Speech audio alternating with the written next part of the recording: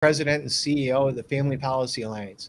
Reminder, while you're watching today's show, we want you to comment, we want you to like, we want you to share. We've got a great guest and a lot of information to share here.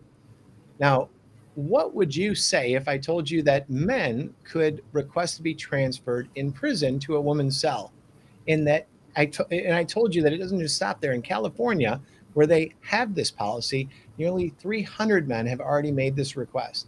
We talked about this issue and it's becoming a concern. Why is it becoming a concern? Because women incarcerated in prison, locked into a cell, are amongst our most vulnerable. And when I mean vulnerable, it's not just men and women, boys and girls. We know what happened when Loudoun County, Virginia let boys go into girls' bathrooms in Loudoun County, Virginia. So there's a lot to talk about here. Now, this policy's been in place for several months, and we're joined today with Lauren Adams, a legal counsel at the Women's Liberation Front, or WOLF. WOLF has been a great partner to the Family Policy Alliance, and that might surprise some people because we don't always see eye to eye on a lot of other issues, but here's where we do agree. On this issue, we agree that we need to stand up and protect girls and women's civil rights and protect them from this transgender ideology that's putting them in harm's way, the policies that are being advanced in California, in Loudoun County, Virginia, and other places.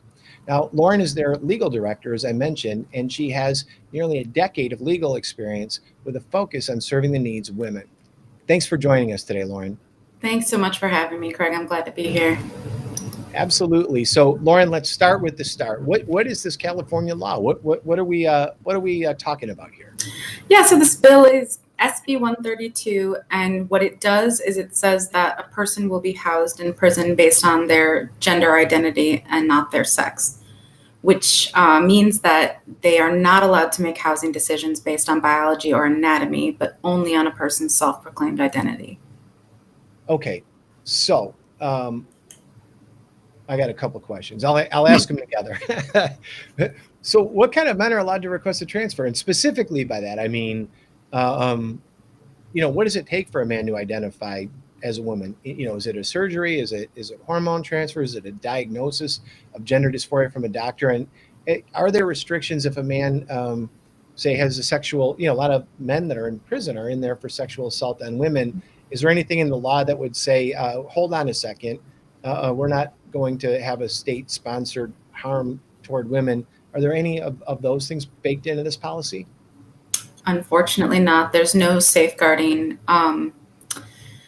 So any man who says that he does not self-identify as a man is eligible for transfer. So that means he can identify as a woman. It also means he could identify as non-binary, gender fluid, two-spirit. There's a number of things that the bill says that they can identify as, or something else. So you can kind of have your own identity, and based on that, you can choose to request transfer to where you feel most comfortable is the thing. So not allowed to take anatomy into account or any kind of other medical thing. You don't have to have gender dysphoria as a diagnosis. You don't have to take hormones. You don't have to be a nonviolent criminal. Basically, there's really no limits of any kind. The vast majority do not have surgery and still have their original parts. Abilities. Yeah, parts and abilities, exactly.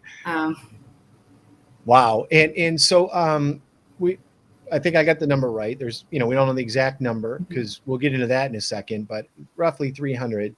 And how's it playing out? What type of transfers are occurring in California? It is not playing out very well for the women. It's a human rights atrocity. About 20% of the transfers already are convicted sex offenders. And that is consistent with what we know of the data from before the transfer started. So that means that if all 300 applicants were granted transfer, that would be probably about 60 sex offenders being housed in the women's prisons. There's one man there who's serving his time for raping and torturing 2 women. And so there's gang members. Most of them are convicted of serious violent crimes. Most of them have been in the men's prison for decades and are very acculturated to the men's facilities. So it's just, they've actually halted temporarily the transfers. There's only a couple dozen there right now, and they've still in that small number caused an immense amount of chaos and damage. Wow. And I just want our audience to get a picture of this, and I may contribute to this too, and there's be a reason why. You're the guest, but I think I have something to add. Practically, what does this mean when you're incarcerated in California? They have one women's prison, right?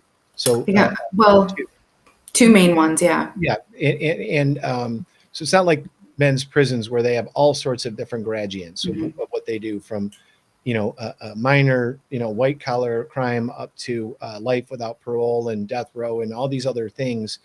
They have the populations mixed together, and I don't believe people get their own cell in California now, and so this is a situation where folks are being put in the same cell. These men that you just described with women, correct? Absolutely. So CCWF, is Central California Women's Facility, has cells that were built for 4 people. They're housing up to 8 people in them due to overcrowding. The shower and the toilet are in the room with them. And it's California Institution for Women, the other one, it's double cells, so it's just 2 of you. And they have communal showers, which do not have privacy in between the stalls for security reasons also. So there's really no, regardless of the setup, there's no place to have any privacy. There's no place to retreat to if you're in danger. And right now, due to staffing issues, they're mostly in their cells all day for the most part. Wow. So I spent nearly a decade advancing public policy for a prison ministry, prison fellowship. And I found it to be a very unifying, area to do advocacy in, because people, whatever their political stripes are, whatever party they're from, they don't support rape in prison. Congress passed the Prison Rape Elimination Act unanimously to take these exposures. And a big part of that focus in the Prison Rape Elimination Act was bathrooms and private spaces. And it just seems that this is going to have it goes directly against what our country is unified on, which was what we would tell people a lot when they'd say, well, why are you so involved in why are Christians, do you do so much ministry in the prison? We'd say, because you can expect the person to behave the day they get out of prison like they behaved the day before when they were in prison. And here we are taking women. Studies have shown up to 83% of women incarcerated nationally. California shouldn't deviate from that. It was a national survey, have been sexually assaulted in their lifetimes. And we used to say, hurt people. And you want people to get better. And it's just stunning to hear what you had to say. So let's talk about the women and what I just said. How is this affecting them? I know that your organization, more than nearly any organization in America that I'm aware of, is talking with the women physically, emotionally. What's going on with the women, the several that you've worked with or more? Yeah, so we have worked with a couple of dozen directly, and we also have our partner organization, Woman to Woman, who I know you've spoken with, Amy, and they work directly with hundreds more. These women have been physically and sexually assaulted. There have been a number of PREA investigations launched already, and they are experiencing that.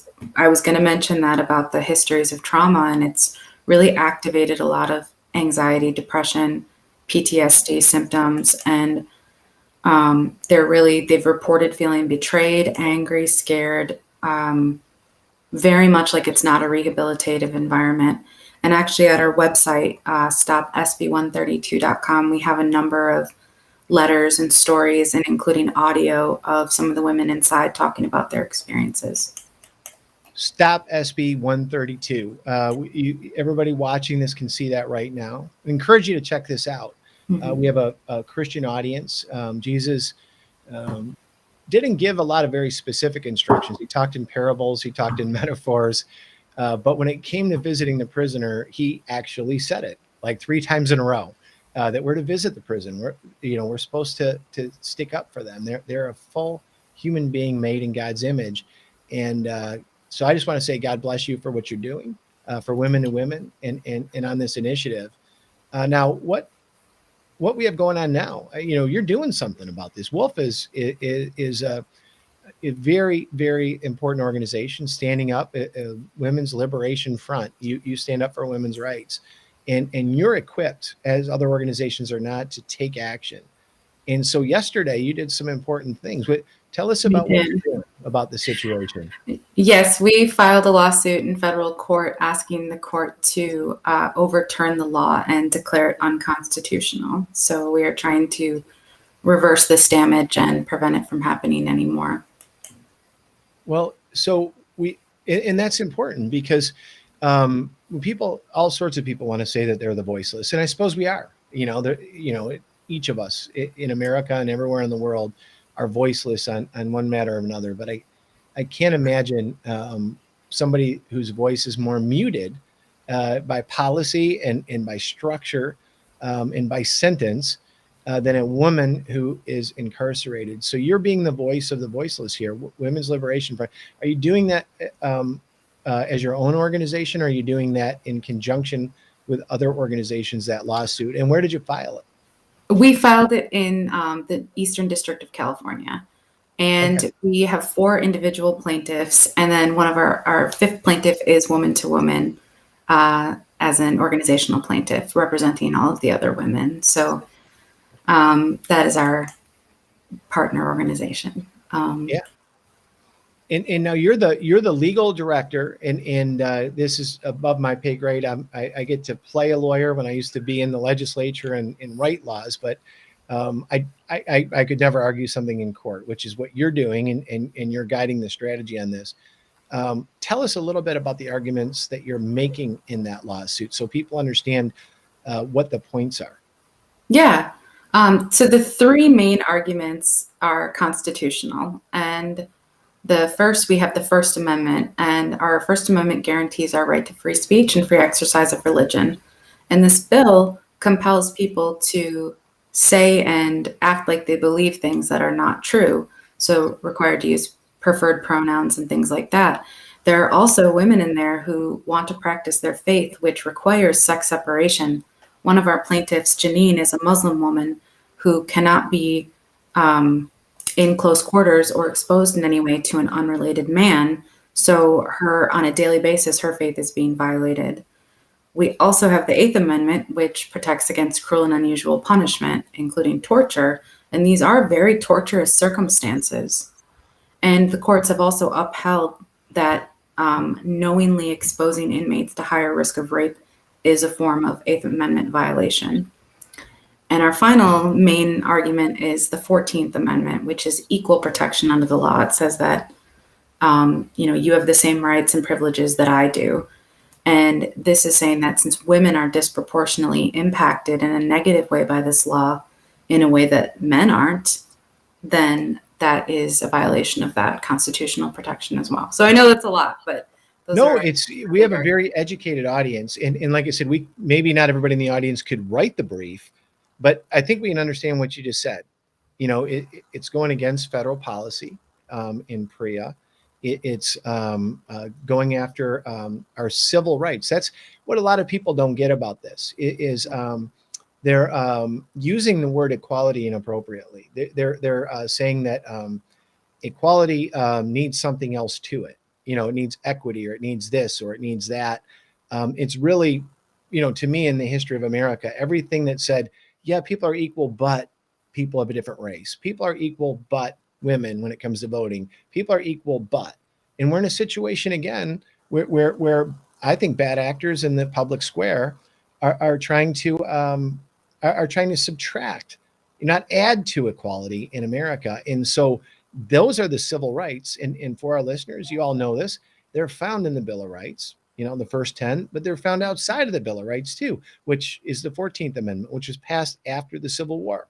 So tell us a little bit about your experience in doing this, because I've been telling our team lately, there are a lot of folks that are standing up for women and girls' rights that are being called names. They're being called bigots. They're being called hateful or fearful, with the phobic. You add that to anything these days. And I'm a student of history. I think that it's the opposite. The civil rights leaders of the 60s didn't get Nike commercials. Major League Baseball and the NCAA and these others were the oppressors, and here they are doing it again. The civil rights leaders are generally the ones that have to take the flack. And is Wolf taking flack for the work that you're doing? Yes, we have, Craig. We've had, I shouldn't even laugh. We've had members and volunteers and supporters who have lost their jobs, been kicked out of professional networks. We had a group of law students tried to kick us out of an employer job fair.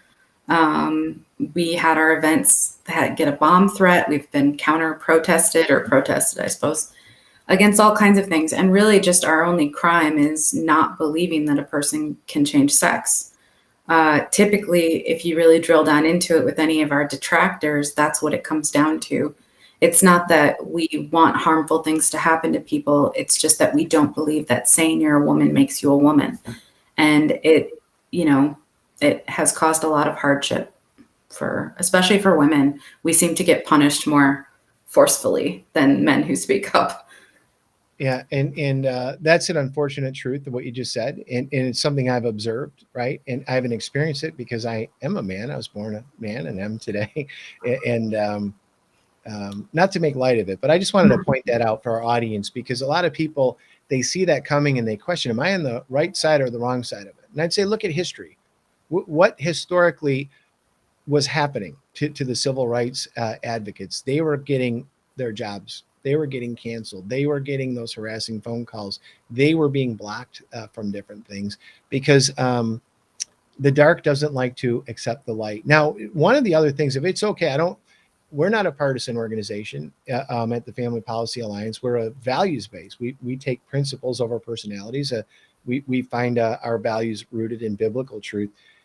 Wolf is also a values-based organization as well. You're not a partisan organization, but is it fair for me to ask you, are you some right-winger group? How are you perceived in the marketplace of ideas on the spectrum? Knowing that, again, I'm not saying you're partisan. I'm saying if people learn about your organization, are they thinking right-wing, centrist, left of center? What are they thinking? We defy categorization. We exist outside of that. We are women-centered politics. And I think you know what I'm talking about when you said that you are, biblical focused, right? In your activities, and we are women focused. And so that means that certainly no political party and not even any particular ideology can really capture what our values are. And I was interviewed on a radio show once, and I remember this guy said, I'm on your website right now and I'm very confused, like what you guys believe. So we really value our nonpartisanship in the sense that the world looks really different when you opt out of aligning yourself with one side or another. So that's really important to us. Politicians will always disappoint you. So you just need to work with whoever you need to work with and be prepared to work alone if you have to. Well, amen. And God bless you for what you do. As I said, our organizations don't align on a lot because we draw from different missions and different things. But on this issue, we're both very fired up. And I think our audience listening, I want to remind our audience right now, I want you to like, I want you to share, I want you to comment, because this is a big deal. This is not a small deal. There are things like, is the tax rate going to be 1.25% or 1.33% that people can get upset about? But directionally in our country, it does affect people. It affects the lives, and it affects families at the basis of what those cost differences are. But this is about who we are, the heart and soul of our country, and that long fight that we've had since those wonderful words written in our Declaration of Independence before we were even a country, of pointing in the direction where we're going. Where are we going? We're going toward equality, where people are created equal, and that these rights are self-evident and they come from God. And so this is a big deal. And I know our audience is fired up. And I want to bring Lauren back in here, because I want to know, here I am talking to you as a man, but as a husband who's heard stories in my wife's life of what she's gone through in the workplace, what she's gone through growing up, going to college, I'm raising 3 daughters now, 2 of them away at school, one in high school right now. What can we be doing? People that are not focused on women's issues every day. I'm glad we are today and in this area, but we focus on many issues. You're leading in women's rights and girls' rights. What can organizations be doing today to help your fight in the federal with the lawsuit, with what you're doing in California around this? Because this is to those that passed this law in California, they're thinking this is just the beginning. They're trying to start a grass fire of this everywhere, aren't they? They sure are. Well, for just this action that we're doing, stopsb132.com, that website I mentioned, has a lot of resources there. If you share them, if you follow us on social media and share posts that we do about it, we have a legal action fund just for this that people can donate to, which there's a link on the website there. And honestly, call your legislators, no matter what's going on in your state or federally. The Equality Act is not dead, and this would bring California's policies to every prison, jail, juvenile detention center, immigration facility, and all of them, and it would be nationwide. So that, and then on a state level, there's things, because these policies are happening in places that haven't passed legislation either, like Washington or New Jersey. And so if you just call your elected representatives and tell them what you think and ask them their position and then hold them to it, there's a really opportunity here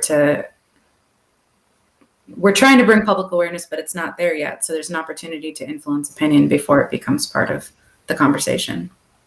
Absolutely. And the importance, I think what you're calling for is for people is to look into this, right? I just want to restate what you said, because I want to get this right, because we have organizations in 40 states and a lot of folks that support those organizations, like the Family Foundation in Virginia, like the Family Policy Alliance in New Jersey, and all across America. You're saying, just like we learned of some of the curriculum that we disagreed with, this might already be happening. Yeah. Did I hear that right? Absolutely. People are acting on this that are activist administrators. It's top down, right? The prison administrators aren't asking for this. They're not asking to make those lives harder. It's coming from the top down, from the activists, from leadership, as opposed to grassroots. It's happening in red states, not just blue states. It's just something that's kind of creeping in here and there, both through unofficial policy, through rulemaking on a state level. And this goes back, I'm glad you mentioned Loudoun County at the beginning, because this is not prison. This does not exist in a vacuum, right? Like it affects everything, schools, sports, and all of that. And what it comes down to is some people, for ideological reasons, want to redefine the word sex and what it means to be a man or a woman. And it's an identity and not biology. And that's the foundation of it. So one thing states could be doing is simply passing legislation that defines sex correctly and states that things like single sex spaces are not discrimination against men. Right. And that's just a very important point. It's not bigotry. It's about honoring people for who they are. You and I both know that people suffering from gender dysphoria, you or I don't support bullying or dehumanizing of any person for any way in which they live their life. But we're talking about subtracting the equal treatment and protections of women and girls towards some end. And one of the interesting things, and we'll wrap it up on this, but a lot of people say that this is mean to the people that suffer from gender dysphoria, that can't accept that they may want to live their life differently in their expression, but that doesn't make them different. That really isn't the way they're writing the laws, is it?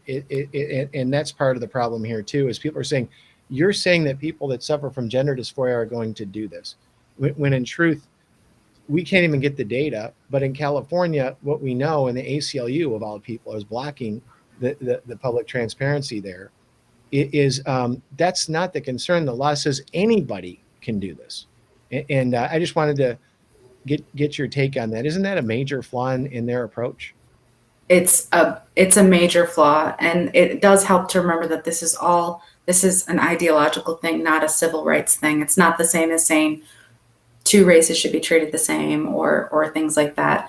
It's people saying, I want to be treated like I'm something that I'm not. And we don't think it's kind to lie to people. And my organization is very against sex-based stereotypes and gender stereotypes. In fact, one of the more offensive pieces of some of this to us is telling a little girl that because she likes trucks, it means she might not be a girl, and telling a little boy who wants to play with dolls that makes him less male. And that goes against the very core of what we believe, which is essentially that your biology defines sex and your sex defines really nothing else about you other than your sex. It doesn't define your personality or your interests. And so really this gender identity ideology, it goes fundamentally against feminism in that sense, because it entrenches these stereotypes as, oh, you don't feel like a man, so you might not be.